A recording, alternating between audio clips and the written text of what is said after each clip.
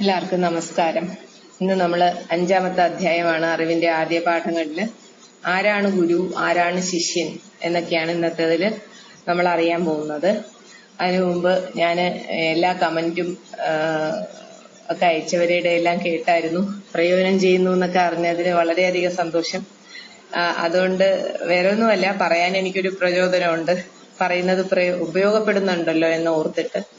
അപ്പോ എങ്ങനെ ഇതിനെ മറ്റുള്ളവരിലോട്ട് അവതരിപ്പിക്കണം എന്നുള്ളതാണ് നമുക്ക് കുറച്ച് കഠിനമായിട്ട് തോന്നുന്നത്. പക്ഷെ അവനവൻ ഉൾക്കൊള്ളാൻ യാതൊരു പ്രയാസമില്ല.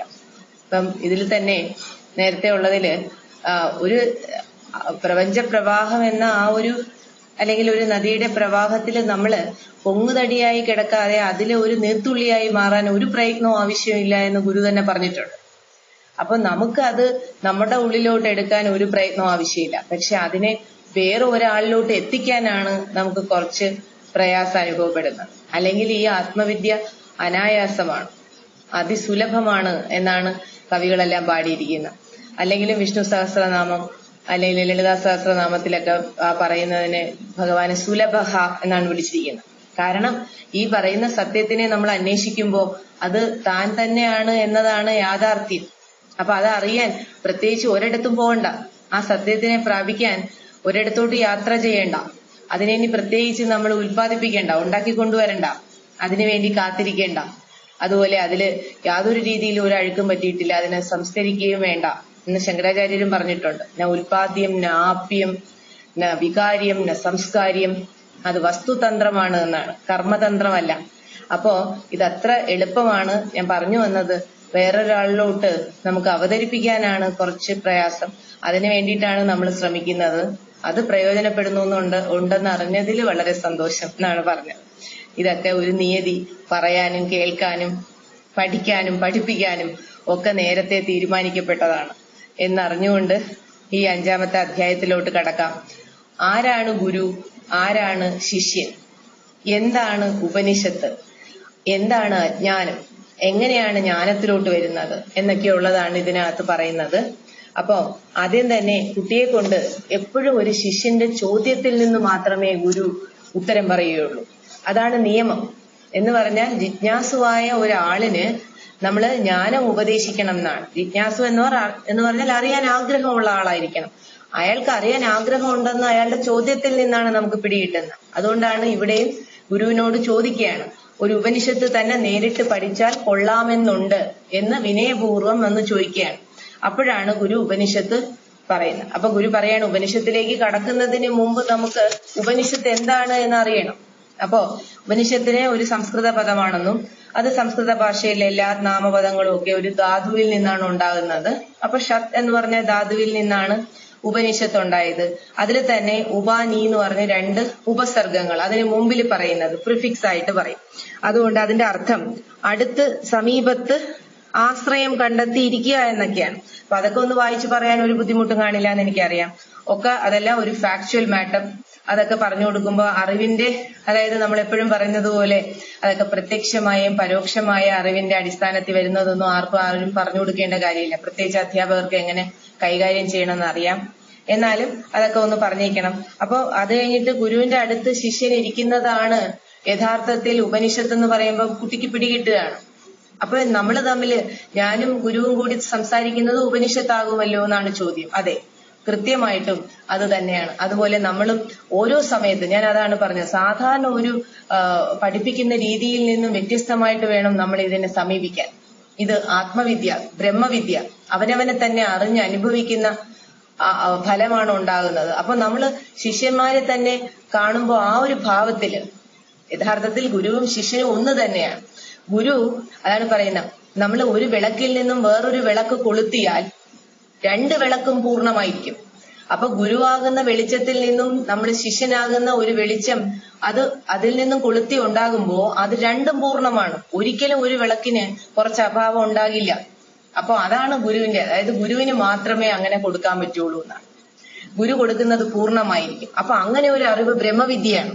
അല്ലാതെ ഏത് വിദ്യയാണെങ്കിലും നമുക്ക് പറഞ്ഞ് എക്സ്പ്രസ് ചെയ്ത് മറ്റുള്ളവരിൽ എത്തിക്കാൻ വളരെ കുറച്ചേ സാധിക്കൂ. ബാക്കി അവരുടെ തന്നെ ബുദ്ധിയും വിവേകവും ഉപയോഗിച്ചാണ് അത് എടുക്കുന്നത്. ഇത് മാത്രം അങ്ങനെയല്ല. അഹം ബ്രഹ്മാസ്മി എന്ന് അനുഭവിക്കുന്ന ഗുരു പറയുന്നു തത്വമസി, നീയും അതാകുന്നു എന്ന് പറഞ്ഞാൽ ആ ശിഷ്യൻ അനുഭവിക്കുന്നത് പൂർണ്ണമായ ബ്രഹ്മാനുഭവം തന്നെയായിരിക്കും.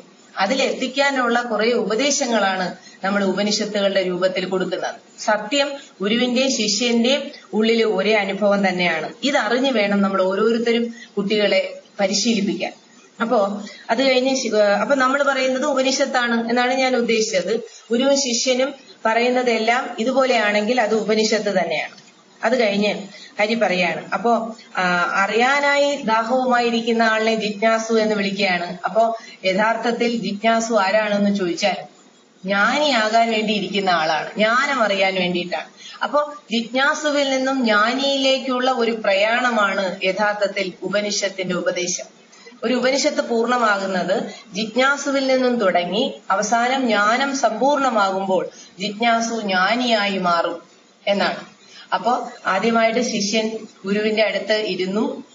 അത് കഴിഞ്ഞ് ഉപനിഷത്ത് എന്തെന്ന് അറിഞ്ഞു. എന്തിനാണ് ഇരിക്കുന്നത് എന്നാണ് ഇനി അടുത്ത് പറഞ്ഞത്. അതായത് ജിജ്ഞാസുവായ ഉപനിഷത്ത് പഠിക്കണമെന്ന് അറിയാനുള്ള ആഗ്രഹത്തോടുകൂടി ഇരിക്കുന്ന ഒരു ശിഷ്യനെ പതുക്കെ ജ്ഞാനിയിലേക്ക് മാറ്റുകയാണ്, ജ്ഞാനിയാക്കി തീർക്കുന്നതാണ് യഥാർത്ഥത്തിൽ ഉപദേശം. ഇത്രയും അറിഞ്ഞാൽ ഇനി ഗുരു എന്ന വാക്കിന്റെ അർത്ഥം ചോദിക്കുകയാണ്. അപ്പോ അതുപോലെ ഉപനിഷത്തിനും പറഞ്ഞ ഒരർത്ഥം വേദാന്തമാണ്. കാരണം വേദങ്ങളുടെ അവസാനം ജ്ഞാനകാണ്ഡത്തിലാണ് ഉപനിഷത്തുകൾ മുഴുവൻ ഉൾക്കൊള്ളിച്ചിരിക്കുന്നത്.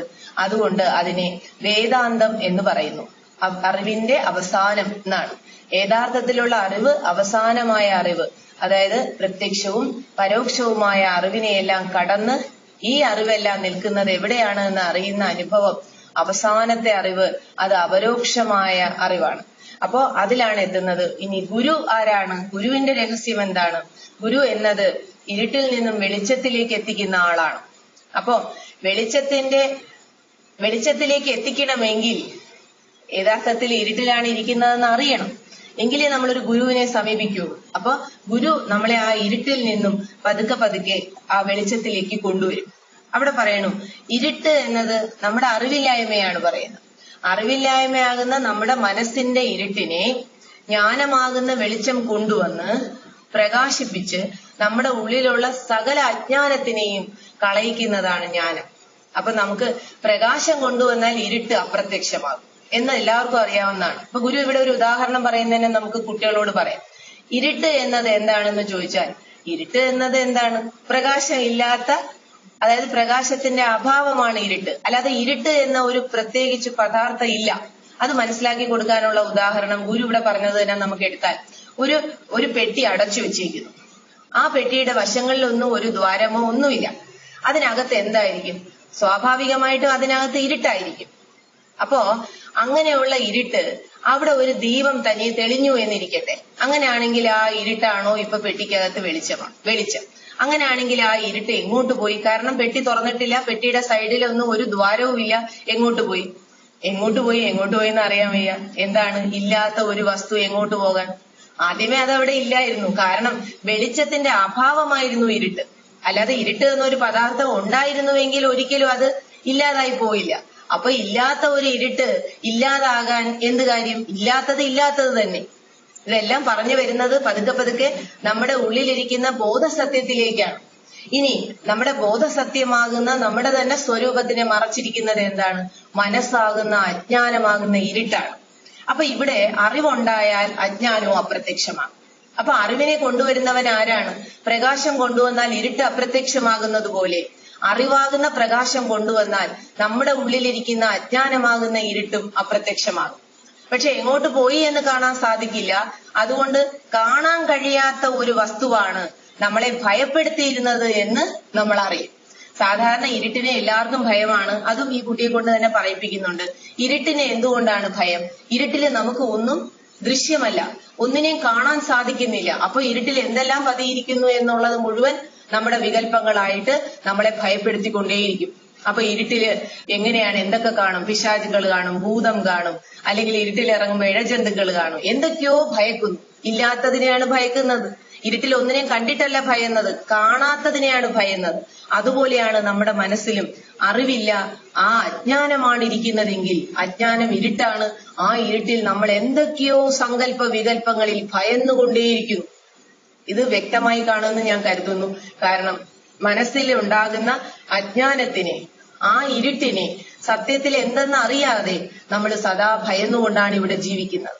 അപ്പോ ഈ അധ്യായത്തിൽ കൂടുതലും പറഞ്ഞുകൊണ്ടിരിക്കുന്നത് ഭയം എങ്ങനെ ഉണ്ടാകും, ഈ ഭയത്തിനെ എങ്ങനെ അറിവ് കൊണ്ട് മാറ്റിയെടുക്കും. ഇനി അടുത്ത അധ്യായം പറയാൻ പോകുന്നതും ഭയം എങ്ങനെ ഇല്ലാതാക്കും എന്നാണ്. അപ്പൊ നമ്മള് ആദ്യം മുതലുള്ളത് മറക്കരുത്.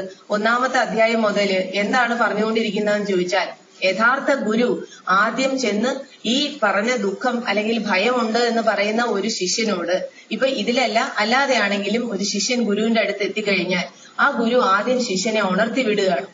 ഉത്തിഷ്ഠത എന്നാണ്, എണീക്കൂ, ഈ ഉറങ്ങരുത്. എന്തില്? ഈ അജ്ഞാനത്തിൽ ഉറങ്ങരുത്. നീ ആദ്യം ഞാൻ ആര് എന്ന് അന്വേഷിക്കൂ, ഈ ജഗത്ത് എന്താണെന്ന് അന്വേഷിക്കൂ, അതായത് ഈ പ്രകൃതി എന്താണെന്ന് അന്വേഷിക്കൂ. എന്നിട്ട് ഞാൻ എന്നെ തന്നെ അറിയണം. അതിനു വേണ്ടിയിട്ടുള്ള ഉപദേശമൊക്കെ കൊടുത്തു. എന്നിട്ട് അതിനുവേണ്ടി അടിസ്ഥാനമായ ആധ്യാത്മിക ശാസ്ത്രങ്ങളിലൂടെയുള്ള പഠനം നല്ലതാണ്, സ്വാധ്യായ പാരായണം അങ്ങനെയുള്ളതെല്ലാം നല്ലതാണ്. അപ്പൊ ഗുരുവിന്റെ ആ ആശീസ്സോടുകൂടി വീണ്ടും ആ കുട്ടി ആധ്യാത്മിക ശാസ്ത്രങ്ങളെയൊക്കെ നല്ല വ്യക്തമായി അറിഞ്ഞ് അത് കഴിഞ്ഞിട്ടാണ് അവസാനം വന്നിട്ട് ഇപ്പൊ നിൽക്കുന്നതില് ആരാണ് ഇത് പറഞ്ഞു തരുന്ന ഗുരു, ആരാണ് യഥാർത്ഥ യോഗ്യതയുള്ള ശിഷ്യൻ എന്ന് പറഞ്ഞു. അതിനു മുമ്പ് കർമ്മവും ജ്ഞാനവും പറഞ്ഞു കൊടുക്കുകയും ചെയ്തു. എങ്ങനെയാണ് ജ്ഞാനം സമ്പാദിക്കേണ്ടത്, എന്താണ് കർമ്മം, കർമ്മം പ്രവൃത്തിയാണ്, പ്രവൃത്തി മുഴുവൻ ഭഗവാനെ സമർപ്പിച്ച് ചെയ്തുകൊണ്ടേയിരിക്കണം, അതിന് ജ്ഞാനം ഉണ്ടാകണം. ജ്ഞാനം എന്നത് ഞാൻ ആര്, ജഗത്ത് എന്ത്, ഈ ഞാനും ജഗത്തും തമ്മിലുള്ള ബന്ധം എന്താണ് എന്നൊക്കെ വളരെ വ്യക്തമായി അറിഞ്ഞ്, ഇതെല്ലാം നമ്മൾ കഴിഞ്ഞ ദിവസം ചർച്ച ചെയ്തുകൊണ്ടാണ് ഒന്നുകൂടി പറയാത്തത്. പക്ഷെ നമ്മൾ അധ്യാപകര് ഇതിനെ വീണ്ടും വീണ്ടും കേട്ട് കേട്ട് കേട്ട് നമ്മൾ നല്ല ഇരുന്ന് ഉറച്ചാൽ മാത്രമേ ഇത് ഒരു സംശയമില്ലാതെ വ്യക്തമായി അവതരിപ്പിക്കാൻ സാധിക്കുകയുള്ളൂ.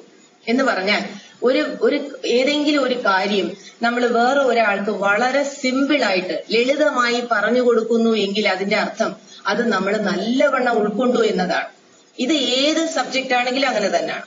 ബ്രഹ്മവിദ്യ എന്നല്ല, അപരാവിദ്യയാണെങ്കിലും നമ്മൾ പഠിപ്പിക്കുന്ന ഏത് സബ്ജക്റ്റ് ആണെങ്കിലും നമുക്കതിനെ വളരെ ലളിതമായി വേറൊരാളിനോട് എക്സ്പ്ലെയിൻ ചെയ്യാൻ സാധിച്ചാൽ അതിന്റെ അർത്ഥം അത് നമ്മൾക്ക് പിടികിട്ടിയെന്നാണ്. ഇനി നമുക്ക് പിടികിട്ടിയില്ലെങ്കിൽ അത് ഒരിക്കലും നമുക്ക് ലളിതമായി അവതരിപ്പിക്കാനേ സാധ്യമല്ല. അത് ആലോചിച്ച് നോക്കണം. അതുകൊണ്ടാണ് പറയുന്നത് ആദ്യം എല്ലാ അധ്യാപകരും പറയുന്നവര് അതിനെ നല്ലവണ്ണം ഉൾക്കൊണ്ട് ആവർത്തിച്ച് പരിശീലിച്ച് ഇത് കേട്ട് കേട്ട് നമ്മൾ ഒരിക്കലും 5ാം അധ്യായത്തിൽ നിൽക്കേണ്ട. നമ്മൾ അതൊക്കെ കടന്നു പോയിട്ട് യഥാർത്ഥത്തിൽ കിട്ടേണ്ട ലക്ഷ്യത്തിൽ വേണം നിൽക്കാൻ. ആ ബോധസത്യത്തിൽ നിന്നുകൊണ്ട് വേണം ഈ കുട്ടികളെ കൈപിടിച്ചു കൊണ്ടുവരാൻ. അപ്പൊ അവർക്ക് ഓരോ ആഴ്ചകളിലും പോയി പറയേണ്ട കാര്യം കഴിഞ്ഞ ആഴ്ചയിൽ പറഞ്ഞതിന്റെ തുടർന്നുള്ള ഭാഗമാണെങ്കിൽ പോലും വീണ്ടും ആവർത്തിച്ച് ആദ്യം മുതൽ അതിനെ ഓർമ്മിപ്പിച്ച് ഞാൻ ആര് എന്നതിനെ കുറിച്ച് ചിന്തിപ്പിച്ച് ആ ഞാനും പ്രകൃതിയും തമ്മിലുള്ള ബന്ധത്തിനെ കുറിച്ച് ചിന്തിപ്പിച്ച് ഞാൻ ജ്ഞാതാവാണെന്നും കർത്താവാണെന്നും ഞാൻ ഭോക്താവാണെന്നും ഒരേ സമയം അനുഭവിച്ചുകൊണ്ടിരിക്കുന്ന ആള്, ഇത് വ്യക്തമായി ഞാൻ അനുഭവിച്ച് സത്യം എന്തെന്ന് അറിയാൻ ഞാനൊരു ജിജ്ഞാസുവായി തീരണമെന്നും ആ ജിജ്ഞാസ എന്റേത് ഉപനിഷത്ത് ജിജ്ഞാസയായിരിക്കണം. അതിന് കൃത്യമായ ഒരു ഗുരുവിനെ കിട്ടിയാൽ ഞാൻ ആ പ്രയാണത്തിൽ അവസാനം ജ്ഞാനത്തിലെത്തുമെന്നും ആ ജ്ഞാനം കിട്ടിയ എനിക്ക് യാതൊരു രീതിയിലും ഒന്നിനെ കുറിച്ചും ഒരു ഭയം ഉണ്ടായിരിക്കില്ല. കാരണം ഇരുട്ടിൽ നിന്നും വെളിച്ചത്തിൽ വന്ന ഒരാള് എത്ര വ്യക്തമായി സത്യം അനുഭവിക്കുന്നുവോ അതുപോലെ അജ്ഞാനത്തിൽ നിന്നും ജ്ഞാനത്തിലെത്തുന്ന ആളിനും ഒരു ഭയവും ഉണ്ടാകില്ല എന്നുള്ളതാണ് ഈ അധ്യായത്തിൽ പറയുന്നത്. അപ്പൊ അതില് ഗുരു ആരാണ് എന്ന് ചോദിച്ചപ്പോ പറഞ്ഞു, ഗുരു ആരാണ്? ഇരുട്ടിൽ നിന്നും വെളിച്ചത്തിലേക്ക് കൊണ്ടുവരുന്ന ആളാണ്. ഇനി ഇരുട്ട് ഒരു വസ്തുവല്ല, കാരണം ഒരു പദാർത്ഥം, ആ ഇരുട്ട് എന്നും ഒരു പദാർത്ഥമേ ഇല്ല. കാരണം എന്തിന്റെയോ അഭാവമാണ് ഇരുട്ട്, പ്രകാശത്തിന്റെ അഭാവമാണ് ഇരുട്ട്. അതുപോലെ അജ്ഞാനവും എന്നൊന്നില്ല. നമ്മൾ എപ്പോഴും അജ്ഞാനികളാണെന്ന് പറയുമ്പോഴും ജ്ഞാനത്തിന്റെ അഭാവമാണ് അജ്ഞാനം, അല്ലാതെ അജ്ഞാനം എന്ന ഒരു എക്സിസ്റ്റൻസ് എവിടെയില്ല. അതുകൊണ്ട് ജ്ഞാനം കൊണ്ടുവരാൻ എപ്പോഴും കൊണ്ടുവരാൻ പറ്റുമോ അപ്പോഴ് അത് ആർജിച്ചു കൊള്ളണം. കാരണം എപ്പോഴാണോ നമുക്ക് അതിനൊരു അവസരം കിട്ടുന്നത് നാളെ എന്ന് പറഞ്ഞ് മാറ്റിവെക്കരുത് എന്നാണ്. പ്രത്യേകിച്ച് ഗൃഹസ്ഥാശ്രമികളായിട്ടുള്ള ആളുകളെല്ലാം എന്തൊക്കെയോ കഴിയട്ടെ, അത് കഴിയട്ടെ, ഇത് കഴിയട്ടെ, ഇനി ഇത്രയും കൂടെ ഉണ്ട്, ബാക്കിയും കൂടെ ചെയ്യാനുണ്ട്. അതായത് ഇപ്പൊ ഇവിടെ ഗുരു തന്നെ പറയും, ആവശ്യമില്ലാത്ത ഉത്തരവാദിത്തമില്ലായ്മയും വലിയ വലിയ കർത്തവ്യബോധവുമാണ് നമ്മുടെ ഏറ്റവും വലിയ ദുഃഖം എന്നാണ്. കാരണം നമ്മൾ എന്താണ് സത്യം എന്നറിയുന്നില്ല, വലിയ കർത്തൃത്വം ഭാവിക്കുന്നതാണ് നമ്മളുടെ ദുഃഖം. അതേസമയം അതിനൊരു അറുതി വരാൻ ഒറ്റ വഴിയേ ഉള്ളൂ, താൻ കർത്താവുമല്ല ഭോക്താവുമല്ല, പിന്നെ ആരാണ് ഞാൻ ജ്ഞാതാവ് മാത്രമാണ്, അറിയുന്നവൻ മാത്രമാണ്.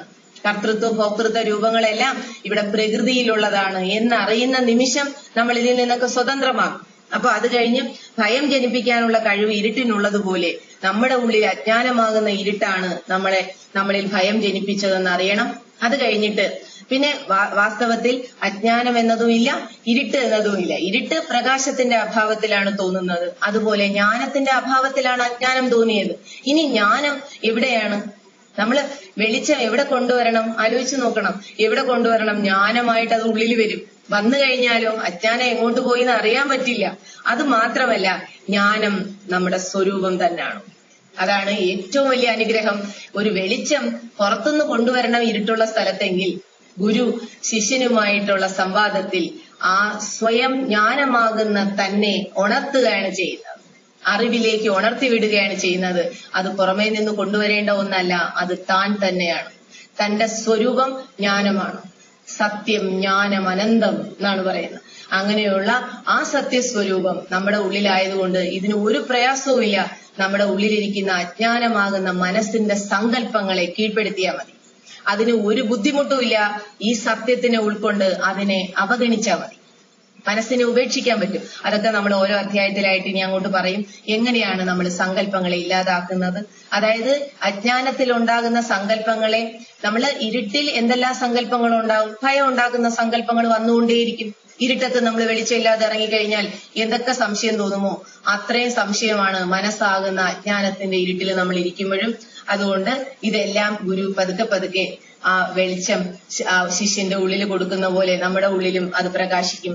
ഇനി അടുത്ത നല്ലൊരു ശിഷ്യനായാലേ ജ്ഞാനം ലഭിക്കൂ എന്ന് ഗുരു പറയുന്നു. അപ്പൊ അങ്ങനെയുള്ള ശിഷ്യനെ സത്ശിഷ്യൻ എന്നാണ് വിളിക്കുക. അങ്ങനെയുള്ള ശിഷ്യൻ എന്നപ്പോ ശിഷ്യൻ എന്ന വാക്കിന്റെ അർത്ഥം എന്താണ് ഗുരു എന്ന് ചോദിച്ചു. അപ്പൊ പറഞ്ഞു ശിക്ഷ എന്ന വാക്കാണ്. ഈ ശിക്ഷയെ കുട്ടികൾക്ക് അവിടെയും നമ്മൾ വ്യക്തമായി വിശദീകരിക്കണം. ഇന്ന് എല്ലാ കുട്ടികളെയും ആളുകൾ ശിക്ഷിച്ച് ശരിയാക്കാം എന്നാണ് കരുതുന്നത്. ആ ശിക്ഷ മലയാളത്തിൽ പറയണ ശിക്ഷയാണ്, പണിഷ്മെന്റ്. അതല്ല, ശിക്ഷ എന്ന് പറഞ്ഞാൽ വിദ്യാഭ്യാസം എന്നാണ്. അപ്പോ വിദ്യ കൊടുത്തുകൊണ്ടാണ് കുട്ടികളെ ശാസിക്കേണ്ടത്. വിദ്യ കൊടുത്തുകൊണ്ടാണ് കുട്ടികളെ ഈ പറഞ്ഞതുപോലെ ഈ ഒരു സത്യത്തിലോട്ട് അല്ലെങ്കിൽ ഏതൊരു വിദ്യയിലോട്ടും അടുപ്പിക്കേണ്ടത്. അപ്പൊ വിദ്യാഭ്യാസം എന്ന് പറഞ്ഞാൽ വിദ്യ അഭ്യസിക്കുന്നതാണ്. അപ്പൊ ശിക്ഷ എന്നാൽ വിദ്യ അഭ്യസിപ്പിക്കാനുള്ളതാണ്. അപ്പൊ ശിക്ഷ ഒരിക്കലും മറ്റുള്ള കുട്ടികളെ വേദനിപ്പിച്ചുകൊണ്ടോ അല്ലെങ്കിൽ അവരെ പല രീതിയിൽ ഹിംസിച്ചുകൊണ്ടോ ഉള്ളതല്ല. ശിക്ഷ എന്നത് വിദ്യാഭ്യാസം മാത്രമാണ്. പക്ഷെ അതിൽ കൊടുക്കുന്ന ചില ഈ പറഞ്ഞിട്ടുള്ള ശിക്ഷ അല്ലെങ്കിൽ പണിഷ്മെന്റ് ഒക്കെ മലയാളത്തിൽ പറയുന്നത് പോലെ അത് കുട്ടിയെ നന്നാക്കാനാണ്. എന്നാൽ പോലും ഞാനിപ്പോ ഇതിന്ന് വിട്ടിട്ടൊന്ന് പറഞ്ഞോട്ടെ, ഏത് കുട്ടിയെ നമ്മുടെ സ്വാർത്ഥത കൊണ്ടാണ് കുട്ടികളെ ശിക്ഷിക്കുന്നത്. കാരണം നമ്മുടെ സ്വാർത്ഥത എന്ന് പറഞ്ഞാൽ നമ്മുടെ കുട്ടി നന്നായിരിക്കണം എന്നുള്ള ആഗ്രഹമാണ്. അല്ലാതെ കുട്ടി നന്നായിരിക്കട്ടെ, ആ ഒരു ജീവൻ നന്നായിട്ടിരിക്കട്ടെ എന്ന് വിചാരിച്ചിട്ടല്ല. 99% ആളുകളും അത് തന്നെയാണ് ചെയ്യുന്നത്. അതുകൊണ്ട് ഒന്നുകൂടി അതിനെ പുനർവിചിന്തനം ചെയ്യണം. കുഞ്ഞുങ്ങളെയൊക്കെ ശിക്ഷിക്കുന്നതും കുട്ടികളെയൊക്കെ ഒരുപാട്, നമ്മുടെ കുട്ടികളാട്ടെ നമ്മൾ പഠിപ്പിക്കുന്ന കുട്ടികളാട്ടെ അവരെയൊക്കെ ഇതുപോലെ നിർബന്ധിച്ച് എന്തിനൊക്കെയോ ഫസ്റ്റ് വാങ്ങിപ്പിക്കാനും അവരുടെ മാക്സിമം ബുദ്ധിയെ ആവിഷ്കരിക്കാനും ശ്രമിക്കുമ്പോൾ അവനവനെ കുറിച്ച് ചിന്തിക്കുന്നത് നല്ലതാണ്. നമ്മളെല്ലാം എങ്ങനെയായിരുന്നു, നമ്മുടെ കുട്ടികളപ്പോ എങ്ങനെ ഇരിക്കും, നമ്മളെക്കാളും കുറച്ചുകൂടി ബുദ്ധി കാണുമെന്നല്ലാതെ ഒരുപാടൊന്നും പ്രതീക്ഷിക്കേണ്ട. അതൊക്കെ കൊടുത്തിട്ട് വളരെ പെർഫെക്ഷനോടുകൂടി പാഠപുസ്തകങ്ങളിൽ 100 എന്ന് പറയുന്നതിനേക്കാൾ കുട്ടിക്ക് ഇതിന്റെ വിജ്ഞാനം, ഈ പറയുന്ന സത്യത്തിന്റെ വിജ്ഞാനം, സത്യത്തിന്റെ അനുഭവമാണ് ഒരു വാക്കിലെങ്കിലും മാതാപിതാക്കൾക്ക് കൊടുക്കാൻ പറ്റേണ്ടത്. അപ്പൊ അതും കൂടി ഒന്ന് പറഞ്ഞു എന്നേ ഉള്ളൂ. ഇതിനിടയ്ക്ക് നമ്മളെ പോലുള്ള അധ്യാപകരായിട്ടിരിക്കവേ നമ്മൾ മാതാപിതാക്കളായിട്ടിരിക്കുന്നുണ്ട്. അപ്പൊ അവരൊക്കെ അല്ലെങ്കിൽ നമ്മള് ഇപ്പൊ പറഞ്ഞതുപോലെ അമ്മൂമ്മയപ്പനും അപ്പൂപ്പനുമായിട്ടൊക്കെ ഇരിക്കുന്നുണ്ട്. കൊച്ചുമക്കളെ പോലും ഡീൽ ചെയ്യുമ്പോൾ അവരൊന്നും ഈ ഹിംസിക്കരുത്. ശിക്ഷ എന്നത് വിദ്യാഭ്യാസമാണ്, അല്ലാതെ അവരെ ഹിംസിക്കലല്ല. അതുകൊണ്ട് ആ പറയുന്ന സത്യത്തിനെയും കൂടി കൂട്ടിച്ചേർത്ത് അവരോട് ഇടപെടാൻ. അപ്പൊ എന്തായി എന്ന് ചോദിച്ചാൽ ഇതിൽ കൂടുതൽ ഒരു ഗുരു വെളിയിൽ വേണ്ട. അവരവരുടെ വീട്ടിൽ തന്നെ കുട്ടികൾക്ക് ഒരു ഗുരു ഉണ്ടായിരിക്കും. അവര് നല്ല ശിഷ്യരുമാവും. അവർക്ക് സത്യം പറഞ്ഞു കൊടുക്കുമ്പോഴേക്കും അവർക്ക് ആ ഒരു യഥാർത്ഥ ശിഷ്യത്വം എന്താണെന്ന് അവർക്ക് അറിയുകയും ചെയ്യാം. അതുപോലെ ആ ധാതുവിന്റെ ശിക്ഷ എന്ന ധാതുവിൽ നിന്നാണ് ശിക്ഷ എന്നുണ്ടായത് ഒക്കെ പറഞ്ഞു. അങ്ങനെ അപ്പൊ കുട്ടി തന്നെ പറയാണ്, എനിക്ക് പഠിക്കണം, ഞാൻ ശിഷ്യനാണ്, എന്നെ പഠിപ്പിക്കൂ എന്നാണ്. നമ്മൾ പറയുന്ന ഈ ഒരു അധ്യാപനം അതല്ലെങ്കിൽ ഇപ്പൊ നമ്മള് കുട്ടികളെ ഇത് അറിയിക്കാൻ പോവാണ്, നമ്മൾ ഇനി കോണ്ടാക്ട് ക്ലാസ് ഒക്കെ തുടങ്ങിക്കഴിഞ്ഞാൽ ഇപ്പൊ ഇത് പഠിപ്പിക്കാൻ തുടങ്ങുമ്പോൾ ഒരു കുട്ടിയെങ്കിലും നമ്മളോട് ഇങ്ങനെ പറയുകയാണെങ്കിൽ, അല്ലെങ്കിൽ ഒരു പഠിതാവെങ്കിലും നമ്മളോട് പറയാണ്, ഞാനൊരു നല്ല ശിഷ്യനാണ്. അപ്പം അങ്ങനെ ഒരു നല്ല ശിഷ്യനാണ് എന്ന് ഒരാൾ വന്ന് പറഞ്ഞാൽ അർത്ഥം ഈ ഇരിക്കുന്ന ആള് നല്ല ഗുരുവായിരിക്കും എന്നാണ്. അങ്ങനെയുള്ള ഒരു ഗുരുവിനോട് മാത്രമേ ഒരു ശിഷ്യൻ വന്നിട്ട് സ്വയം താനൊരു ശിഷ്യനാണെന്നും അങ്ങനെ പഠിപ്പിക്കണമെന്നും പറയുള്ളൂ. അങ്ങനെ ഇത് ഇത്രയും പറഞ്ഞിട്ടാണ് അടുത്ത ദിവസത്തെ ഭയം എങ്ങനെ ഇല്ലാതാക്കാം എന്നുള്ള അധ്യായത്തിലോട്ട് പോകുന്ന. അപ്പൊ ഇതൊരു ചെറിയ ചാപ്റ്ററും പിന്നെ ഇതിനകത്ത് ഒരുപാട് തത്വത്തിന്റെ വലിയ ഇതൊന്നും ഇല്ലായിരുന്നു. അതുകൊണ്ടാണ് ഞാൻ ഇങ്ങനെ ഇത് പറഞ്ഞ് അവസാനിപ്പിച്ചത്. അടുത്തത് എന്തായാലും ഇതൊരു പ്രത്യേക ചാപ്റ്റർ ആയിട്ട് തന്നെ ഇരിക്കട്ടെ. നമ്മൾ ഓരോ ദിവസം ഓരോ ചാപ്റ്റർ അല്ലേ പഠിപ്പിക്കാൻ പോവുക. അപ്പൊ അതിനു മുമ്പ് ഇതൊന്ന് കേട്ടിട്ട് പോകാമല്ലോ. എന്തായാലും എല്ലാവർക്കും നന്ദി, നമസ്കാരം.